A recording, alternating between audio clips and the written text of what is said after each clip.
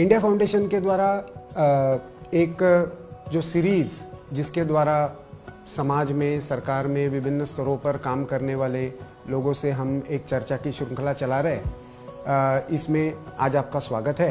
आज केवल भारत ही नहीं, पूरा विश्व कोरोना की महामारी के संकट से जूझ रहा है और भारत में विशेषकर इस संकट से लड़ने में समाज की एक भूमिका रही और एक तरीके से उसका नेतृत्व राष्ट्रीय स्वयंसेवक संघ ने किया। इस सारे संकट के समय संघ की भूमिका, समाज की भूमिका, सरकार की नीतियाँ, आने वाले समय में इन संकटों से हमें कैसे जूझना पड़ेगा, इन सारे विषयों पर चर्चा करने के लिए आज हमारे साथ राष्ट्रीय स्वयंसेवक संघ के सरकार्यवाह माननीय भैया जी जोशी उपस्थित है। आज हम उनसे चर्चा करेंगे। नमस्कार भैया जी। ये सारा कोरोना संक्रमण का जो एक कालखंड आया, इसमें संघ ने एक बहुत महत्वपूर्ण भूमिका निभाई है। भारत के समाज ने भी इसको एक अलग तरीके से रिस्पॉन्ड किया है। आप सारे इस परिदृश्य को कैसे देखते हैं? हमारी पीढ़ी ने तो इस प्रकार का महामारी का संकट पहली बार देखा है, लेकिन हम सब जानते हैं कि संघ के स्वयंसेवकों का अपना एक स्वभाव है कि जैसी आपदा होगी उस आपदा को समझकर उसमें से रास्ता निकालते हुए और अपेक्षाओं को समझते हुए करने का काम हमेशा हम करते आए। और इसलिए यह एक शुरू में जब परिस्थिति निर्माण हुई और भारत सरकार ने एक लॉकडाउन करने का निर्णय किया, सब प्रकार के प्रतिबंध आए, लेकिन जो जिनका जीवन रोज की कमाई पर चलता है, ऐसे बंधुओं के सामने जरूर जीवन मरण का प्रश्न निर्माण हुआ। तो इसको ध्यान में लेकर पहले उनके लिए सब प्रकार से भोजन कम से कम उपलब्ध हो जाए, इस नाते और कार्यकर्ताओं ने प्रयास प्रारंभ किए। दूसरा जो है संकट बाद में ध्यान में आया कि रोज की कमाई बंद होने के कारण एक आर्थिक जो संकट निर्माण हुआ, तो उस समय उनको कम से कम कुछ दिनों के लिए राहत मिले, इस नाते भोजन पैकेट के अलावा उनके लिए कम से कम एक महीने भर के लिए कुछ अनाज राशन उपलब्ध हो जाए। ये जब बात सामने आई तो देश भर के सभी जिलों में इस प्रकार की आवश्यकता ध्यान में आने के कारण तुरंत भोजन के पैकेट और जीवन आवश्यक वस्तुओं का एक उपलब्ध कराना, इस दिशा में और संघ के स्वयंसेवकों ने प्रयास शुरू किए। मैं समझता हूँ कि लगभग 2 लाख से भी अधिक कार्यकर्ता इसमें लगे हैं और 1 करोड़ परिवारों तक भिन्न भिन्न प्रकार की सामग्री पहुंचाने का काम किया है। तो एक शुरुआती दिनों में इस प्रकार की आवश्यकता थी। उसके बाद जो परिस्थितियां और बदलती गई और कुछ राज्यों से जो प्रवासी मजदूर हैं, उनका भी जब जीवन के प्रति अस्थिरता का जो वातावरण निर्माण हुआ और उसमें अपने अपने गांव की ओर जाने की जो बात चली, उस समय प्रारंभिक अवस्था में शासन भी व्यवस्थाओं के बारे में सोच रहा था, परंतु व्यवस्था हो नहीं पाई थी और इसलिए लोगों ने जब पैदल चलना प्रारंभ किया तो एक बहुत दुखद परिस्थिति हम सबके सामने आ गई थी कि अपने निजी सामान को लेकर, बच्चों को लेकर, बड़े आयु के लोग, महिलाएं, और अपने गांव में पहुंचना है, अपने गांव के लोगों के बीच जाना है। तो इसी एक इच्छा को लेकर जब चल पड़े तो हमको लगा कि ये तो बहुत कठिन परिस्थिति निर्माण हो रही है और इसलिए जिन जिन रास्तों से ये जा रहे थे उन रास्तों पर और इनके लिए कुछ न कुछ व्यवस्थाएं खड़ी की जाए। इस नाते प्रवासी मजदूरों को स्थान स्थान पर भोजन मिले और उनकी जो आवश्यकताएं थीं, जैसे मध्य प्रदेश के बारे में मैं कह सकता हूं कि महाराष्ट्र से निकले हुए मजदूर मध्य प्रदेश में आते आते उनकी पाँव की चप्पलें भी सब टूट गई थी। तो बहुत बड़ी मात्रा में चप्पल वितरण का भी काम स्वयंसेवकों ने उस समय किया है। कई बीमार भी हो जाते थे तो चिकित्सकों की आवश्यकता रहती थी। इनके लिए चिकित्सकों की व्यवस्था करना, दवाइयों की व्यवस्था करना, इस प्रकार का एक बड़ा काम चला। वो भी लगभग मैं समझता हूँ कि 30-40 दिन इस प्रकार का काम चला। बाद में शासन ने रेलवे की व्यवस्थाएं की तो मजदूर अपने अपने क्षेत्र में वाहनों से जाना प्रारंभ किया। तो इस प्रकार का एक सहयोग इसमें एक रहा। एक प्रकार का और एक सहयोग जो हमको लगा कि करने की आवश्यकता है कि शासन ने जब व्यवस्थाएं बनाना शुरू किया तो उसमें प्रवासी मजदूरों का पंजीकरण एक बहुत बड़ी एक समस्या थी। तो कई स्थानों पर संघ के स्वयंसेवक शासन के अधिकारियों से बातचीत करते हुए ऐसे प्रवासी मजदूरों का पंजीकरण करना और उसमें शासन का सहयोग करना, इस भूमिका से भी कई स्थानों पर काम में लगे। और मैं समझता हूँ कि ये काम देश के अलग अलग स्थानों पर बड़ी मात्रा में हुआ है। और जब दिन आगे बढ़ते गए और समस्याएं और अलग अलग प्रकार का रूप लेने लगी, तब हमको लगा कि अब शासन की व्यवस्थाएं हम कितना भी कहें तो भी जब तक समाज का सहयोग नहीं मिलता है तब तक शासन की व्यवस्थाएं प्रभावी रूप से काम करना उनके लिए भी कठिन रहता है।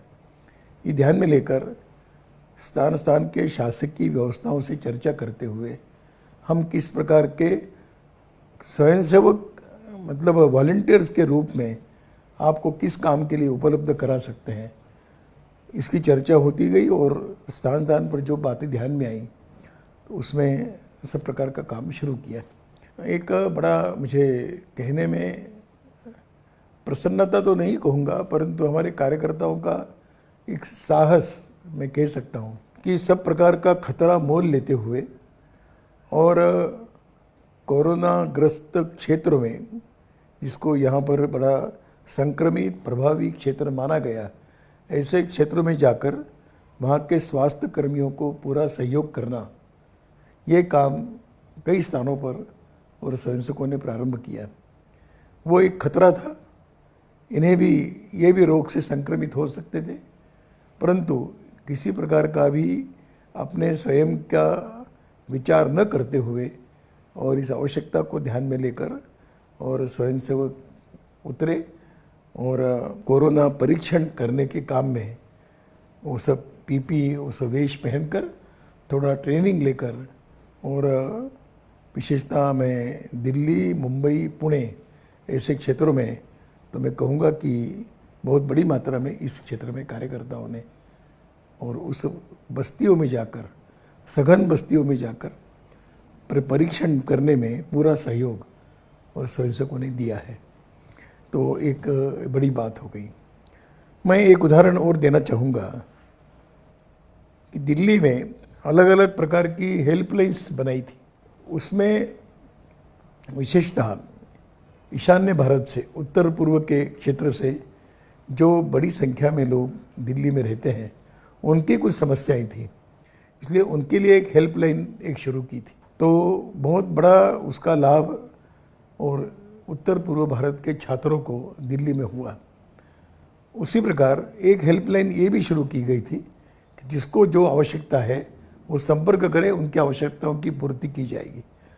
तो कई लोगों के दूरभाष आते थे तो उनके लिए भोजन उपलब्ध कराना, उनके लिए कोई सामग्री उपलब्ध कराना, तो बहुत ही अल्प समय में ऐसे जो दूरभाष से आते थे उन तक सामग्री पहुंच जाती थी। इस हेल्पलाइन का तो अन्य प्रांतों में जो लोग जब देखते थे कि हेल्पलाइन शुरू हुई है तो उनको तो ये जानकारी नहीं रहती थी कि ये दिल्ली में व्यवस्था है, परंतु वो बताते थे कहीं अन्य प्रांतों में अटके हुए लोग हैं, उनकी भी कुछ मांगे आती थी।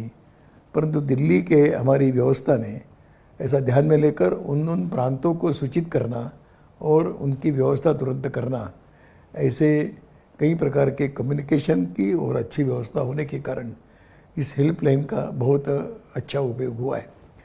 एक हमने हेल्पलाइन सेवा भारती के नाम से शुरू की थी कि जिसको किसी प्रकार की भी सेवा की आवश्यकता है, तो हमारा अनुभव रहा कि वो जो सेवा चाहिए वो उसका लाभ बहुत लोगों को हुआ है और उसके कारण हम लोग कुछ बातें पहुंचा सके।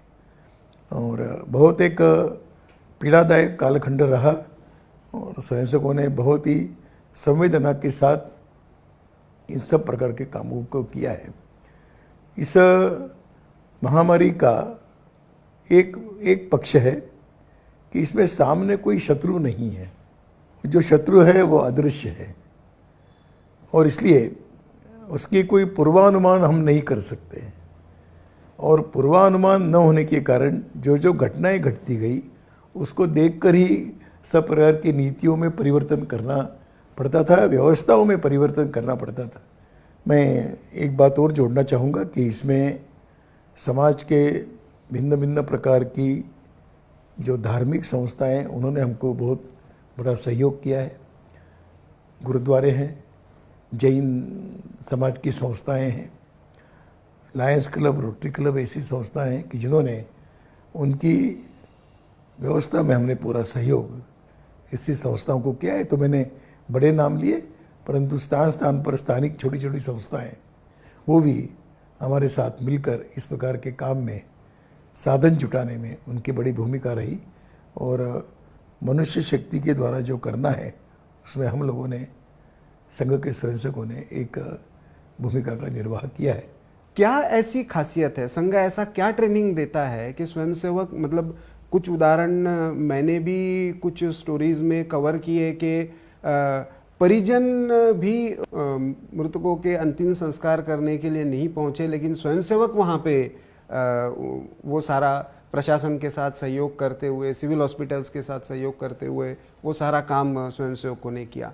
किस तरह का उनका ये ट्रेनिंग होता है कि ऐसी स्थिति में भी वो रिस्पॉन्ड कर जाते हैं? देखिए, हम आपदा प्रबंधन के हम तज्ञ नहीं हैं और इसलिए उस प्रकार का हमने कोई प्रशिक्षण तो नहीं दिया है, परंतु एक संघ में जो एक संस्कार मिलता है कि जब भी कुछ ऐसी आपदाएं आती है तो वो आपदाएं हमारी आपदाएं समझकर हमने अपनी सारी शक्ति लगानी चाहिए। इस प्रकार का विचार संगठन में हमेशा होता आया है और उसका ही परिणाम है कि स्वयंसेवक परिस्थिति को समझकर उसके अनुसार अपने आप को तैयार करते जाता है। हम कोई प्रशिक्षण नहीं देते, हम साधन भी कभी कभी नहीं दे पाते।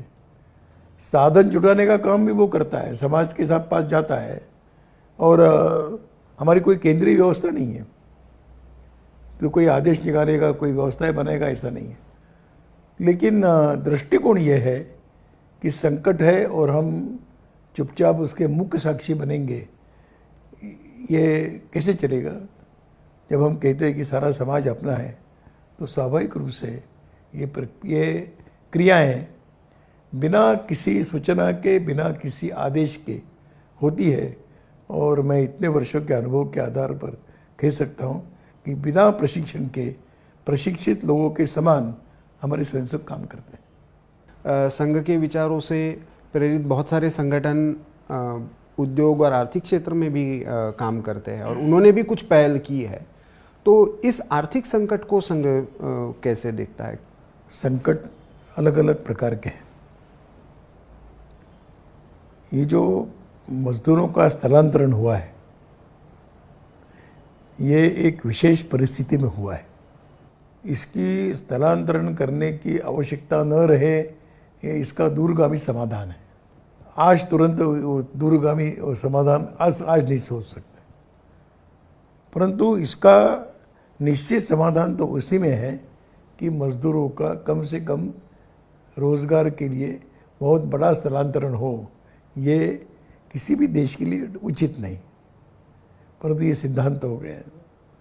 आज व्यवहारिक धरातल पर अगर हम आते हैं तो लोगों को रोजगार चाहिए और बड़े बड़े रोजगार बिना मजदूरों के बंद हो सकते हैं।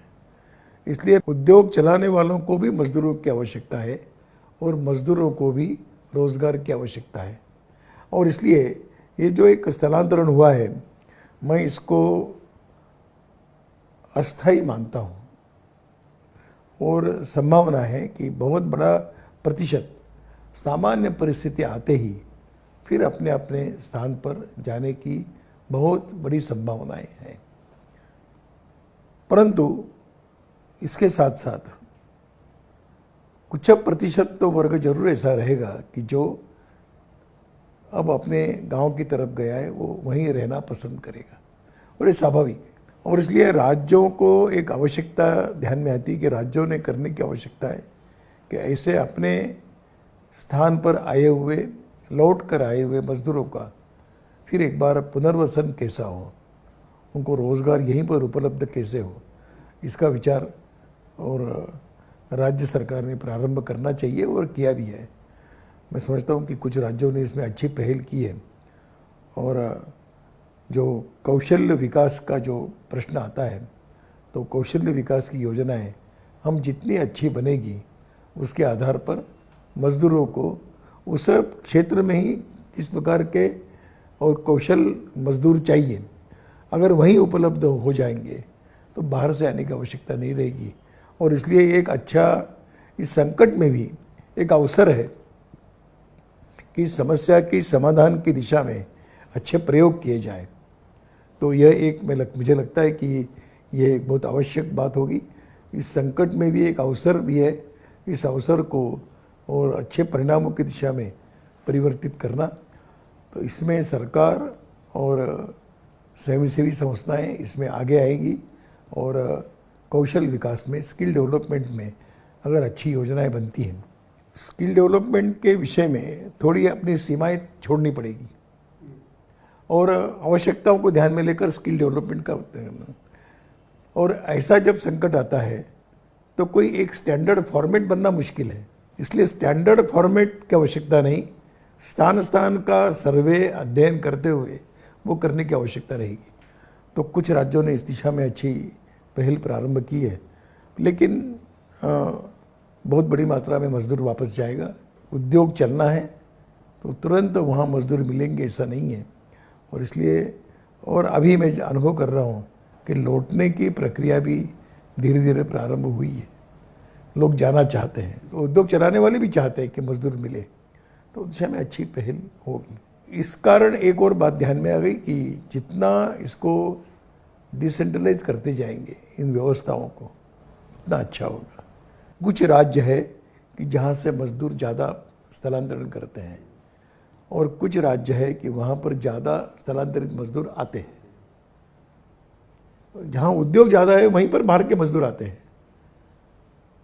अब उद्योगों का केंद्रीकरण होगा तो ये स्वाभाविक है, परंतु मैंने कहा ना कि कुछ लॉन्ग टर्म बातें हैं, तो उद्योगों का विकेंद्रीकरण होगा, इसके लिए कुछ समय लगेगा।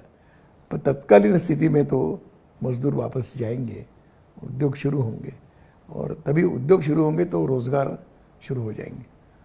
दूसरा सबसे बड़ा जो नुकसान हुआ है, जो स्वयं रोज़गार करते हैं उनके जीवन में प्रश्न है। रोज़ का काम है, रिक्शा चलाते हैं, सब्जी की गाड़ी चलाते हैं, छोटी मोटी चाय की टपरी चलाते हैं, उनके जीवन में ज़रूर प्रश्न ज़्यादा आए हैं। तो ऐसे सब लोगों को फिर कैसे उनका जीवन पूर्ववत प्रारंभ होगा, जब तक ये लॉकडाउन और उसकी समस्या, उसके कारण निर्माण हुई समस्या जब तक हल नहीं होगी, तब तक ये रोज़ का जीवन प्रारंभ नहीं होगा। और इसलिए मुझे लगता है कि शासन का, मैं इस बारे में उनकी पहल का हम स्वागत करते हैं कि उन्होंने अनलॉक पद्धति शुरू की है। अब लॉकडाउन नहीं है, अनलॉक है। ताला लगाया है, ताला खोलना है, तो ताला खोलने का भी एक प्रक्रिया रहेगी। तो मुझे लगता है कि ये दृष्टिकोण सरकार ने सामने रखने के कारण बहुत ही अल्प समय में ये सारी बातें फिर एक बार शुरू होगी। ये जरूर है कि संकट भी एक तरफ कम होता जाए तो ये बातें सामान्य होती जाएगी। और इसलिए भारत की सामाजिक रचना में जितना इसका स्वयं रोजगार है और विकेंद्रीकरण है, वो जितना होगा उतना लाभदायक होगा। तुरंत तो ये जो पुरानी व्यवस्थाएं हैं उसको फिर एक बार अल्प समय में शुरू होनी चाहिए। और मुझे लगता है कि ज़्यादा दिन नहीं चलेगा, बहुत जल्दी ये प्रक्रिया शुरू हो जाएगी। आर्थिक विषय में और एक जो बिंदु चर्चा में आया है, प्रधानमंत्री जी ने भी उस पर कॉल दिया, स्वयंसेवी संगठन भी, संघ विचारों से प्रेरित संगठन भी उसके बारे में अभी कुछ ना कुछ पहल कर रहे हैं, वो स्वदेशी और आत्मनिर्भर भारत का है। तो किस तरह से ये आत्मनिर्भरता, क्योंकि अभी तो ग्लोबलाइजेशन का युग माना जाता है, एक दूसरे पर निर्भरता बहुत ज़्यादा है, तो ऐसे में लोग स्वाभाविक रूप से खास करके आर्थिक विषयों के जानकार ये सवाल करते हैं कि किस तरह से ये आत्मनिर्भर भारत होगा। क्या केवल बॉयकॉट किसी का करने से ये संभव है क्या? इसमें एक अगर हम थोड़ा अध्ययन करें तो एक ध्यान में आता है कि कई प्रकार के जिलों में कई प्रकार के उत्पादन होते हैं। प्रधानमंत्री जी ने बहुत अच्छा शब्द प्रयोग किया है कि लोकल के लिए वोकल बनो। अगर इसको बढ़ावा मिलता है, छोटे छोटे काम है, मैं उदाहरण के लिए बताऊंगा कि बेकरी है तो उस निश्चित सीमा के क्षेत्र में बेकरी उत्पादनों की जितनी आवश्यकता है वो वहीं पर पूरी होगी, वो बाहर से आने की आवश्यकता नहीं। तो ऐसा एक बहुत बड़ा अध्ययन करते हुए और ऐसे उस जिलों की सामान्य बातों की आवश्यकताएं वहीं पर पूरी करने की व्यवस्था बनी। मैं मानता हूं कि कुछ वस्तुएं ऐसी सामग्री कि जो छोटे उद्योगों में होने वाली नहीं है तो बड़े उद्योगों में चलेगी। तो ऐसे छोटे उद्योगों को प्रोत्साहित देने का काम हर जिला उसको अगर केंद्र माने, थोड़ा और बड़ा उद्योग है तो उसको राज्य केंद्र माने, राज्यों को केंद्र में रखकर विचार करें, और उसके आगे जाना है तो फिर एक जागतिक स्तर पर विचार करना है। तो ये ठीक है कि आज परस्परावलंबन का जीवन प्रारंभ हुआ है, परंतु ये अवसर है कि हम अपने देश की आवश्यकताएं हम अपने देश में पूरी करेंगे, उसके नीचे जब जाएंगे अपने राज्य की आवश्यकता हम राज्य में पूरी करेंगे, उसके नीचे जाएंगे तो अपने ज़िले की आवश्यकता हम जिला पूरा करेगा। तो ये जिला जो है, ये जिला इकाई को इस समय और इस आत्मनिर्भर भारत की दिशा में अगर जाना है तो हमको जिला केंद्र उसको थोड़ा सा जिले को एक इकाई मानकर उसको और अधिक प्रकार से विकसित करने की आवश्यकता रहेगी। अब इसमें ज़रूर है कि मैंने कहा कि कुछ बड़े उद्योग है कि जो उसके लिए राज्य भी केंद्र नहीं बन सकता है, उसके लिए देश भर का विचार होता है, ऐसे रहेंगे। पर बहुत बड़ा उद्योग जगत ये विकेंद्रित हो सकता है, उस प्रांत की उस जिले की आवश्यकताएं वहीं पर पूरी हो, इस दिशा में हमको पहल करनी पड़ेगी, ऐसा एक मुझे लगता है। दूसरा है कि इस घटना के कारण एक स्वदेशी का भाव विकसित हुआ है और एक विचार धीरे धीरे प्रसूत भी हो रहा है कि हम यथासंभव देश आत्मनिर्भर बनेगा तो हमारी आवश्यकताएं यहाँ पूरी होगी, हमारी आवश्यकताएं थोड़ी कम ज़्यादा गुणवत्ता की होगी तो भी हम उसको स्वीकार करेंगे। इस प्रकार का मानस बन रहा है, बनने की दिशा में चला है, इसको और अधिक प्रोत्साहित करने की आवश्यकता रहेगी। बहुत बार क्वालिटी पर आकर गाड़ी रुक जाती है, परंतु अगर ये समाज ने, करोड़ों के समाज ने अगर ये स्वीकार कर लिया कि गुणवत्ता में थोड़ी कमी होगी परंतु अपना है, हमारा है, तो फिर आत्मनिर्भर भारत की दिशा में बहुत अच्छी बातें आ सकती हैं। और इसलिए ये अपने आप में बड़ी बात होगी कि जो अपने देश के महापुरुषों का सपना रहा है कि देश अपने पैरों पर खड़ा रहे, दूसरों के गुणगान करने से हम कभी बड़े नहीं हुए हैं, दूसरों की नकल करने से भी हम बड़े नहीं हुए। अपने यहाँ पर प्रतिभाएं हैं, पुरुषार्थ करने का है, जो भी एक सहयोग चाहिए वो सहयोग करने की अगर व्यवस्था अच्छी बन जाती है तो मैं समझता हूँ कि आत्मनिर्भर भारत ये केवल नारा नहीं रहेगा, प्रत्यक्ष में ज़मीन पर उतरा हुआ हम देख सकेंगे। और उसके लिए जो और अधिक नियोजन चाहिए वो हो जाए, बस यही अपेक्षा करते हैं। इसका आपने एक बहुत सकारात्मक पहलू रखा, लेकिन सामान्यतः समाज में जब इसका ये जाता है और आजकल जैसे सोशल मीडिया में खास करके जो चर्चाएं चलती है तो इसका नकारात्मक पहलू आता है कि और ख़ास करके अभी जो सीमा पर जिस तरह का माहौल है उसको लेकर बॉयकॉट चाइनीज़ प्रोडक्ट और इस लाइन पर ही सारी चर्चा होती है। तो आप इसको कैसे? देखिए, ये तो स्वाभाविक है, जब इतनी बड़ी चर्चा किसी एक देश को लेकर सारे दुनिया भर में चल रही है तो भारत में भी चलेगी। उसका प्रतिनिधि कोई एक देश बन गया है, आज चीन बन गया है, और इसलिए स्वाभाविक रूप से ये बिना किसी के प्रयत्नों से सामान्य व्यक्ति कह रहा है कि हम ये नहीं लेंगे, हम इसको सहयोग नहीं करेंगे। तो ये मुझे लगता है कि एक स्वाभाविक मन की भावनाएं इस प्रकार से प्रकट हो रही है किसी अघोषित शत्रु के खिलाफ। और ये मैं समझता हूँ कि ये केवल किसी एक देश तक सीमित नहीं रहेगा, आगे चलकर अपना आत्मनिर्भर दिशा में जाएगा, ऐसा मुझे लगता है। शुरू में नकारात्मक लग सकता है कि किसी देश की वस्तुओं को बायकॉट करो, परंतु समाज जीवन की आवश्यकता है, वो जब पूरी नहीं होगी तो बहिष्कार करने से कैसे चलेगा, तो पूरी होने की भी व्यवस्था चाहिए। आज शुरुआत इससे हुई कि हम इनकी चीज़ें नहीं लेंगे, हम चीन की चीज़ें नहीं लेंगे। ये एक स्वाभाविक हुआ है, किसी जन आंदोलन नहीं बनाया है। आज सामान्य रास्ते पर जुड़ने वाला व्यक्ति भी पूछता है चीन का हमको नहीं चाहिए। अब इसके बारे में तो चीन को सोचना पड़ेगा क्या करना है, लेकिन ये अवसर जरूर मैं मानता हूँ, और ये केवल भारत के लिए नहीं तो दुनिया के लिए भी अच्छा संदेश है कि हर देश अपनी अपनी आवश्यकताएं अपने बल पर पूरा करे, दूसरों का शोषण करे और दूसरों पर निर्भर रहे। इसी से जुड़ा हुआ जो मुद्दा अभी चर्चा में है कि सीमा पर एक संकट लगता है, लेकिन सरकार ने, हमारी आर्म फोर्सेस ने उसको एक तरीके से डील किया है। परंपरा से ये मामले हर बार आते थे, किस तरह से अभी इस बार आप परिवर्तन उसमें देखते हैं, और संघ इस सारे मामले को कैसे देखता है? जो राष्ट्रीय सुरक्षा और सीमा सुरक्षा, सीमा का इंफ्रास्ट्रक्चर, इसमें भी बहुत सारे परिवर्तन हुए हैं। वास्तव में ये विषय तो हमारे सोचने के बाहर का है, क्योंकि इसमें सुरक्षा बल, सरकार, नीतियाँ बनती है, उसके ऊपर चलेगा। पर कोई भी देश अपने देश की सीमाओं पर आक्रमण को कैसे स्वीकार कर सकता है, और इसलिए परस्पर संबंध बनना ये निर्भर करता है कि कैसे होगा। कोई भी देश अपने सीमावर्ती देशों के साथ तनाव नहीं चाहता है, परंतु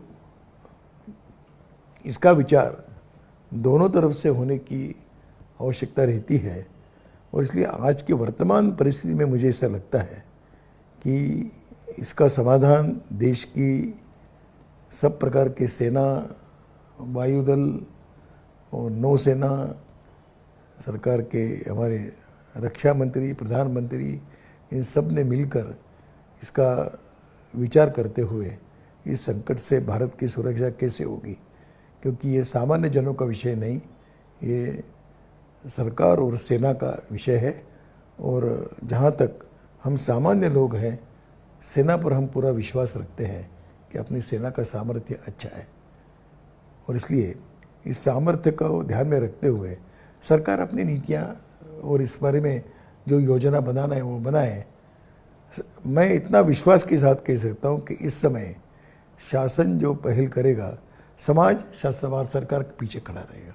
आज डिजिटल एजुकेशन की बात चल रही है, लेकिन समाज के हर वर्ग के पास ये शिक्षा पहुंचना इतना आसान भी नहीं है। तो ऐसे में आने वाले समय में शिक्षा में परिवर्तन होंगे। समाज केंद्रित शिक्षा की संघ बात करता ही रहा है, तो ऐसे में शिक्षा क्षेत्र को लेकर चुनौती, या संघ के और भी संगठन इसको लेकर कुछ पहल कर रहे हैं क्या इस बीच में? देखिए, इसमें अभी का एक वर्तमान तुरंत जो संगठन है, तुरंत जो संकट है, वो एक भिन्न प्रकार का है। उसमें दो पहलू है कि अपने भारत में शासकीय व्यवस्था के साथ साथ निजी शिक्षा संस्थान भी बहुत बड़ी मात्रा में हैं, कि जो समाज के सहयोग पर ही चलते हैं। अब इस आर्थिक संकट में वो कैसे इसको निर्वाह करेंगे, ये उनके सामने प्रश्न है, क्योंकि वो स्वयं अपने ही बल पर खड़े हैं। इसमें बहुत बड़ा जो उसका हिस्सा है वो समाज उठाता है एक शिक्षा शुल्क के माध्यम से। उस पर थोड़ा असर इस कालखंड में होने वाला है। तो संस्थानों का एक संकट है, और जो आर्थिक संकट में है उनको इस प्रकार की कैसी शिक्षा उपलब्ध होगी, ये भी एक संकट सामने है। मुझे कि इसका बहुत अलग अलग लोगों ने मिलकर विचार करने की आवश्यकता रहेगी, और ये संकट कम से कम 1 साल रहने वाला है। भिन्न भिन्न प्रकार के आधुनिक माध्यमों का सहयोग करते हुए शिक्षा दी जाए, इसकी भी अपनी एक सीमा है। अगर हम माने कि 8% जनजाति क्षेत्र है कि जहाँ पर सभी इतने दूर दराज में ये सब व्यवस्थाएं पहुँची हैं, ऐसा नहीं है, उनका क्या होगा? बहुत बड़ा जो वर्ग है कि जो दरिद्री गरीबी रेखा के नीचे जीवन जीता है, वो उनके पास इस प्रकार के साधन नहीं है, उनके बच्चों का शिक्षा का क्या होगा? तो ये जो आधुनिक साधनों का उपयोग करते हुए शिक्षा पहुंचाने की बात हो रही है, इसकी अपनी एक सीमा है, इसमें से कुछ रास्ता निकालना पड़ेगा।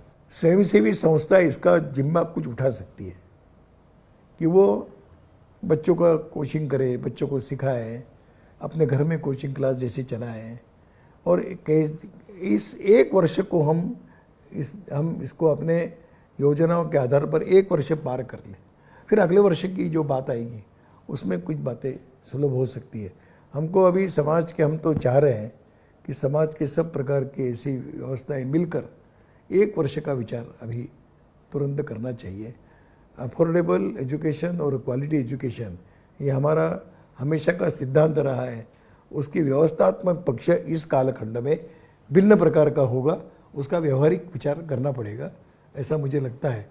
और इसलिए अभी तुरंत जो आवश्यकता है कि शैक्षिक वर्ष में किसी भी छात्र का नुकसान न हो, इसको सामने रखकर विचार करना चाहिए कि नहीं तो एक साल शिक्षा भी रुक जाएगी।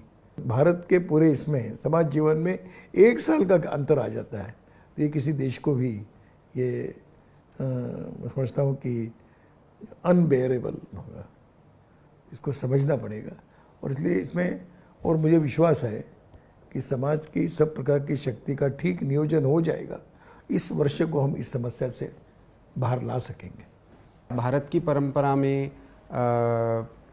मेले है, यात्राएं है, इनका एक बड़ा महत्व है। लोग इकट्ठा आते ही है। कोरोना के संकट में इस पर बंधन थे, जैसे अभी हमने जगन्नाथ यात्रा में एक अनुभव किया, कोर्ट की परमिशन से पूरी भी हुई। जो परंपरा है, क्योंकि यही समाज को जोड़ के भी रखती है, और फिर भी अभी कुछ समय तक, कम से कम जब तक इसका कोई हल ना निकल जाए, तो ऐसे में लोग प्रश्न खड़ा कर रहे हैं। ऐसे में किस तरह से समाज इन चीज़ों को देखे? देखिए, फिर यहाँ पर अपने समाज को मैं नमस्कार करना चाहूँगा। इतने हजारों वर्षों की परंपराओं से जुड़ा हुआ भावात्मक, लेकिन इस संकट में हमको इन बातों के साथ थोड़ा समझौता करना चाहिए। ये समाज ने स्वीकार कर लिया। ये शासन के नियंत्रण के बाहर की बात थी, वास्तव में शासन के नियंत्रण के बाहर थी, परंतु ये समाज का सोचने का स्तर ही ये दर्शाता है कि हम लचीलापन हम कितना ला सकते हैं अपने इसमें। और इसलिए जगन्नाथ की यात्रा को लोगों ने स्वीकार कर लिया, ठीक है, इस साल नहीं होगी। अभी सूर्य ग्रहण हुआ कुरुक्षेत्र में, लोग बताते थे कि प्रतिवर्ष यहाँ पर ग्रहण के समय लाखों लोग आते हैं। एक बार, इस बार कोई नहीं गया।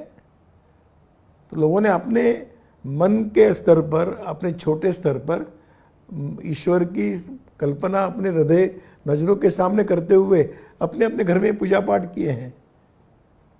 तो ये भारत की एक बहुत बड़ी विशेष बात है कि परंपराओं के साथ भी हम आवश्यकता पड़ने पर थोड़ा लचीलापन रखकर हम इसको स्वीकार करेंगे। इसलिए पंढरपुर का प्रश्न हल हुआ, जगन्नाथ की यात्रा का प्रश्न हल हुआ, मंदिर बंद थे, लोगों ने अपने घर में ही और पूजा करना प्रारंभ किया। किसी ने मजाक में कहा, पहले कुछ मंदिर थे, अब घर घर में मंदिर बन गए। अब ये बात इतनी बड़ी है कि घर घर में लोगों ने पूजा पाठ वगैरह सब करे, यही मंदिर, यही देवता है हमारा। ठीक है, मंदिर एक हमारा प्रतीकात्मक है, जाना चाहिए, पर इस कालखंड में नहीं जा सकते, नहीं जाएंगे। तो ये जो लचीलापन है ना, फिर दुनिया के सामने एक बार भारत का एक विशेष परिचय इन सब मेलों के कारण वगैरह सब हुआ है। जरूर है कि मंदिर एक शक्ति के केंद्र है, मंदिर एक प्रेरणा के केंद्र है, मंदिर एक श्रद्धा के केंद्र है। हमारे मेले एक जीवन को दिशा देने वाले हैं, वो शीघ्रता से पुनः पूर्ववत होने चाहिए, ये हम सबकी इच्छा है। परंतु अगर समाज जीवन के स्वास्थ्य को सामने रखकर ये नियमों का पालन करना है, तो पालन करने वाला समाज भी हमने देखा एक अद्भुत है, ऐसा मुझे लगता है। ये सारी प्रश्नों का संघ इसको कैसे देखता है? संघ की इसमें हमेशा से समाज ने देखा है कि सकारात्मक भूमिका होती है, कंस्ट्रक्टिव रोल होता है। सरकार किसी की भी रहे, चाहे सुरक्षा का प्रश्न हो, समाज की आपत्ति का प्रश्न हो, लेकिन ऐसी स्थिति में भी कुछ तत्व ऐसे दिखाई देते हैं कि वो समाज में चाहे भेद पैदा करने का, अमेरिका में कुछ वर्ण भेद के कारण कुछ समस्या हुई, उसके आधार पर भारत में भी उस वैसा क्यों नहीं हो रहा है रिएक्शन, इस पर चर्चा शुरू करने का, इस सारे समस्याओं से हमने ये माइग्रेंट वर्कर्स के इसमें भी देखा, ऐसे प्रयास हुए कि लोगों को भड़काना है किसी जाति के आधार पर, संप्रदाय के आधार पर। यह आने वाले समय में एक संकट माना जा रहा है कि ऐसे तत्व बहुत सारे हैं, तो इनको समाज को कैसे देखना चाहिए? संघ इसके बारे में कुछ पहल ऑलरेडी कर रहा है क्या? इतने वर्षों का अपना अनुभव है कि कुछ असामाजिक अराष्ट्रीय शक्तियाँ ऐसे अवसरों का लाभ उठाकर समाज व्यवस्था को और देश को दुर्बल करने का षड्यंत्र करती आई है। इस कालखंड में भी ये होना कोई असंभव नहीं है, परंतु अब संघ भी इतना बड़ा हुआ है, संघ की शक्ति भी कुछ बड़ी है, उसके आधार पर समाज जागरण करते हुए ऐसी ताकतों के संदर्भ में हम जागरण करने की दिशा में हम प्रयास कर सकते हैं, करेंगे। मुझे विश्वास है कि अपने यहाँ की जो सामाजिक जाति बिरादरी की जो व्यवस्थाएं हैं, साधु संतों की व्यवस्थाएं हैं, और इतने वर्षों का संघ का भी एक तप है, उसका पूरा उपयोग करते हुए इन षड्यंत्रों को हम कितना निष्प्रभ कर सकते हैं, करने की कोशिश होगी। और मैं समझता हूँ कि इतने आसानी से ऐसे तत्व सफल नहीं होंगे, भारत के अंदर नहीं होंगे, क्योंकि भारत का मानस उत्तेजित होता है, भारत का दुर्बल वर्ग पीड़ित होता है, उसको समझना पड़ेगा, पीड़ा दूर करने का प्रयास करना पड़ेगा, और इस संकट का लाभ उठाते हुए अगर देश को कोई दुर्बल करना चाहेगा तो मैं समझता हूँ कि संघ जैसे संगठन अपनी समाज जागरण की भूमिका प्रभावी रूप से करेंगे तो इस संकट से समाज को सुरक्षित किया जा सकता है। इस दिशा में प्रयास करने की, सबने मिलकर करने की आवश्यकता है। संघ इसमें कुछ जरूर अपने स्वयंसेवकों की शक्ति के बल पर कुछ पहल करेगा। संघ का ये मत भी रहा है, आपने भी बहुत बार ये पहले कहा हुआ है कि भारत के जो समस्या है वो भारत की तरीके से सुलझनी चाहिए।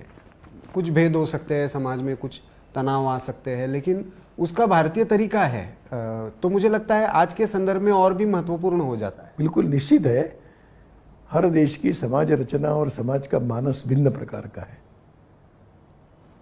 इसलिए हमारे यहाँ की समस्याओं का उत्तर हम अन्य देशों की तरफ देखकर नहीं ढूंढ सकते, क्योंकि प्रश्नों को समझते हैं, प्रश्नों के जड़ को समझते हैं, उसके समाधान को भी समझते हैं, और इसलिए भारत की जो समस्याएं हैं वो दूसरों के चश्मों से और दूसरों के साधनों से हल नहीं होगी। यहाँ की मूल बात को समझकर इसका समाधान ढूंढना पड़ता है, और संघ ने इस दिशा में प्रयास भी किया है। यहाँ के प्रश्न है तो समाधान यहीं के मार्ग से निकलेगा, और समाज मन जो है अपना यहाँ का, वो एक विशेष सीमा से आगे विकृत करने की कोई कोशिश किसी की सफल नहीं होगी। हाँ, ये बात जरूर है कि ऐसे सोचने वाली सकारात्मक शक्तियों को और अधिक प्रभावी पहल करनी पड़ेगी, ये निश्चित है, हम करने की कोशिश करेंगे। जैसे कि हमने देखा कोरोना संकट, उसका सारा परिदृश्य, संघ की भूमिका, समाज के सामने आने वाली चुनौतियाँ, और उसमें भारत की विशेषता के साथ हम इस परिदृश्य में किस तरीके से एक नए अवसरों के साथ आने वाले समय में उभर कर आ सकते हैं, इसमें संघ की सोच को लेकर माननीय भैयाजी जोशी ने स्पष्टता के साथ हम सबसे चर्चा की। भैया जी, आपको बहुत बहुत धन्यवाद।